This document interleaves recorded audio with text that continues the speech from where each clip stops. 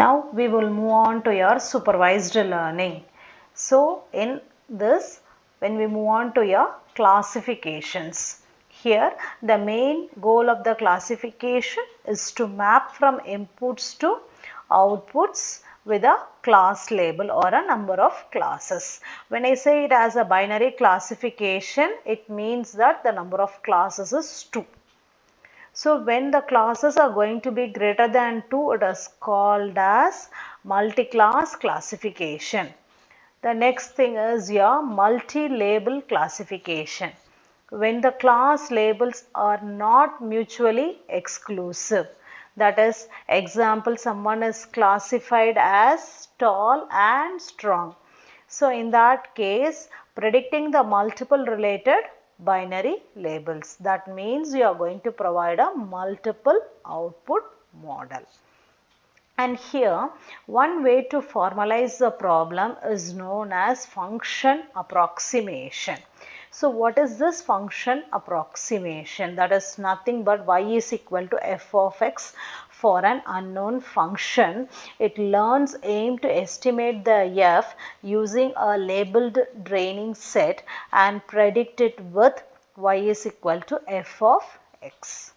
Thus, the main goal of this supervised learning is generalization. That is, when a new set of inputs are given which has not been seen by the network priorly, whether it is able to provide the output. Now let us see an example of supervised learning in ML. So here the network model has been trained with the input of the picture of apple, and we are giving an annotation that these are apples.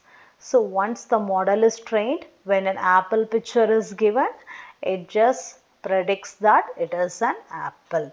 So thus this explains the general application of our supervised learning. Another pictorial representation is that different geometrical figures are given and the labels are also given along with it as hexagon, triangle or square. Once the model is trained with, then the prediction is going to be carried out. So once the test data is given, so accordingly it classifies the output as square or triangle. So how this supervised learning works?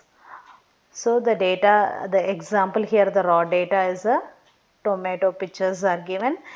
A particular type of supervised algorithms are trained, and once it is trained, it is checked with the desired output are obtained. If not, suitable refinement is done.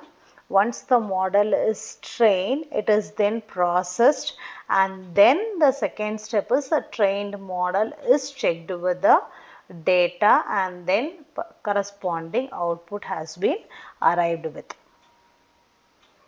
Now we will see how this supervised learning works. So first, if I want to train the machine learning with a label called cat, so the different types of cat labels are categorized and it is made to learn by the machine learning. The second step is, once it is trained with, then we just give the images and see whether the machine is able to classify the cats or it is not a cat pic accurately. Thus, if you could see in supervised learning, so the type of problems which it is particularly suited for are classification and regression. So this classification is nothing but sorting the items into categories, whereas this regression is nothing but identifying the real values, either it could be the dollars or weights. So a much more clearer example would be a regression. I already told you it is for continuous variable, whereas classification is applied for discrete variable. So what will be the temperature tomorrow? So when you are going to apply it for a continuous variable application, you go in for your regression problem. Suppose I want to classify whether tomorrow it is hot or cold. Okay, so two class labels are given, hot or cold. Then it comes under the classification type. So thus classification algorithms helps to predict a discrete value. So this could be the input data as a member of a particular class or group. So for example, whenever you are going to take the photos of the fruit set, each fruit or each photo can be labeled as your mango or apple, and then the algorithm has to classify whether the new images into any of these categories. Some of the classification algorithms used are naive Bayesian classifier, support vector machines, logistic regression. So the classification examples could be, if I want to classify a person's gender, a male or a female, or what is the brand of the product purchased. It could be brand A, B or C. Or it could be a person default on a debt, whether he is a debted or a non-debted person. Or it could be the cancer diagnosis classification, whether the disease is going to be acute myelogenous leukemia or acute lymphoblastic leukemia, or it is no leukemia.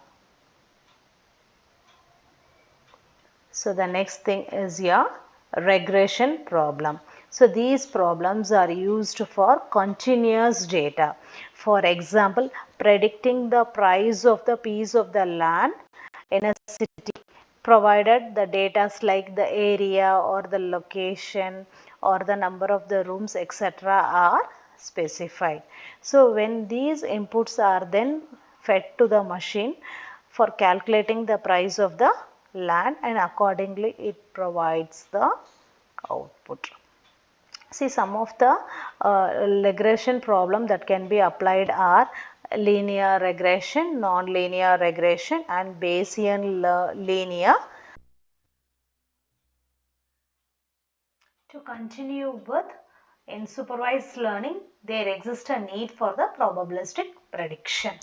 If you could see in classification, there is a possibility of encountering with ambiguous cases.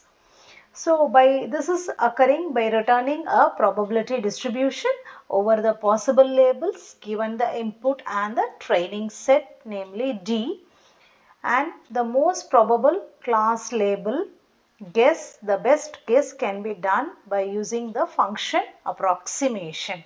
Y is equal to f of x, argument max for the class over the probability distribution. Y is equal to c given the input x and the training input D. This is the mode of distribution P of y x comma D, and it is known as MAP estimate, that is maximum A posteriori, right. So here we could see day-to-day applications. For example, IBM Watson for Jeopardy, it uses a confidence module to decide when to answer.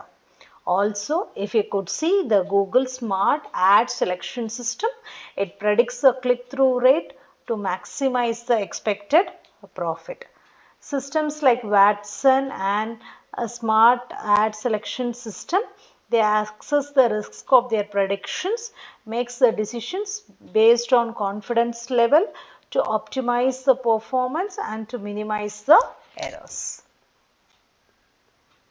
We could see a general example to understand the MAP concept. Imagine that you want to predict the tomorrow's weather, say. It could be whether it is a sunny, rainy or cloudy based on the historical data and today's condition. And the model outputs as it's sunny as 0.5 probability, rainy as 0.3 probability and the cloudy as 0.2 probability. Now, given all the possible outcomes and their likelihoods are given, so this maximum A posteriori, it just finds or picks the single most likely outcome. Just like it is betting on the most likely event when you have the multiple options. Now you have the multiple options like sunny, rainy or cloudy, but the most probability is sunny. So it gives out the MAP best guess as sunny. Right? So thus choosing the most probable label, so based on the decision policy, either it could be a threshold level or a cost level or abstention, any threshold levels depending upon the application, it should be built on the top of the whatever is the main case, so that the probability distribution could act on it and provide the result which is applicable to the real world. Now we move on to your day-to-day applications of supervised learning. The first and foremost would be is the supervised learning, which is the application of your classifications. Mainly it helps us in document classification and email spam filtering. If you could see in document classification, the main objective is to categorize the documents, like it could be web pages or email messages. So it divides it into the predefined classes C, determining that whatever is the probability function y is equal to C of x comma d, where of course the x represents the document's text representation. A classic example is nothing but your email spam filtering, where it is divided into two classes, namely one class, if y is equal to 1, it is considered as spam, or if it is not spam, it is considered with y is equal to 0. So most classifiers, they assume a fixed size input vector x. So to handle the variable length documents, a common approach, if you could see, bag of words is used. Here the documents are transferred into fixed size feature vectors. Then each vector element, it corresponds to a word from a predefined vocabulary. If this word appears in the document, then the corresponding vector element is set to 1, otherwise it remains at 0. For example, the email, suppose if you are getting an email stating the statement, right, win cash now. Here, click here to claim your prize. So win cash now, click here to claim your prize.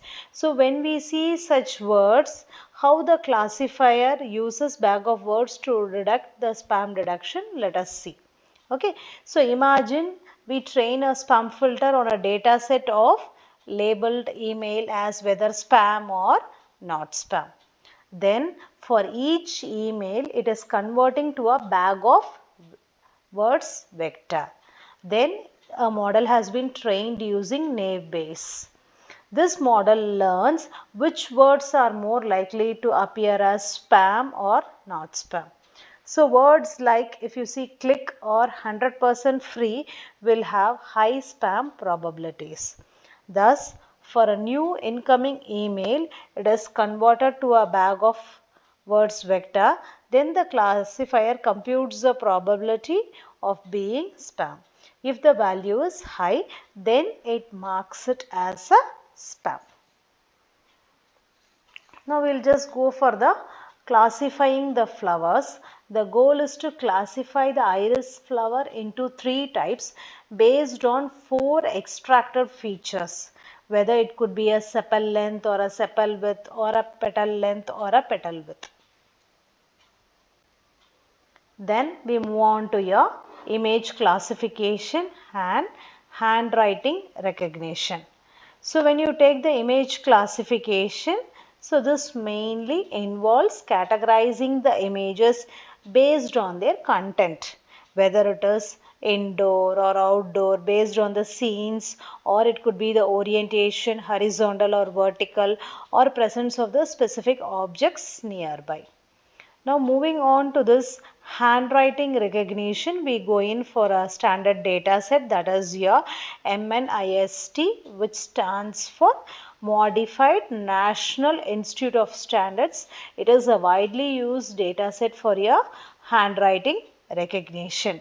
If you could see this data set, it contains 60,000 training images and 10,000 test images constituting the digits from 0 to 9.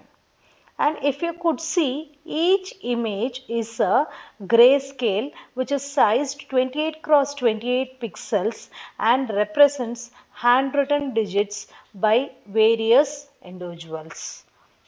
Images are represented as feature vectors where each pixel's grayscale value, it ranges from 0 to 255. It serves as a feature. One of the most common application is a face detection and recognition. So either it could be a face detection or object detection. It mainly involves identifying the objects within the image. Okay, so when you are going to take a notable application like face detection, it is mainly important for the tasks like autofocus in cameras or primary features in services like Google Street View. Here the main principle what they follow is your sliding window detector method, wherein the images are divided into small overlapping patches at various locations, scales and orientations. Now when each patch is made, it is then classified based on the face-like textures or features. Locations where the probability of containing the face is high is identified as a potential face location.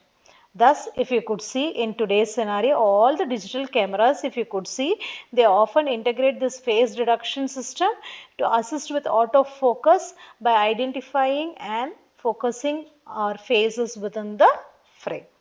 Similarly, if you could see, the services like Google Street View use face detection to automatically blur the faces to protect privacy. So moving on to the second type, that is regression. So which is widely used for the classification in supervised learning. So when the variable is continuous. So now let us see some of the examples of the real world regression problem. So the day-to-day stock market price, okay, so wherein it is increasing and we could predict the next day stock price. So this is one of the common problem. Or yeah, predicting the age of the viewer who's watching a given video on the YouTube, or it could be a prediction of a location of a 3D robotic arm wherein the signals are sent from various motors. Or it could predict the amount of some particular antigen. Example, it could be a prostate specific antigen. So in the body as a function of taken the other clinical measurements as the inputs. Or the general application could be predicting the temperature at any location inside a building using the weather data, time or door sensors, etc. Okay, so with this we have seen about the classification and regression type in supervised learning and its real-time applications. The other types of learning we will see in the next class. Thank you.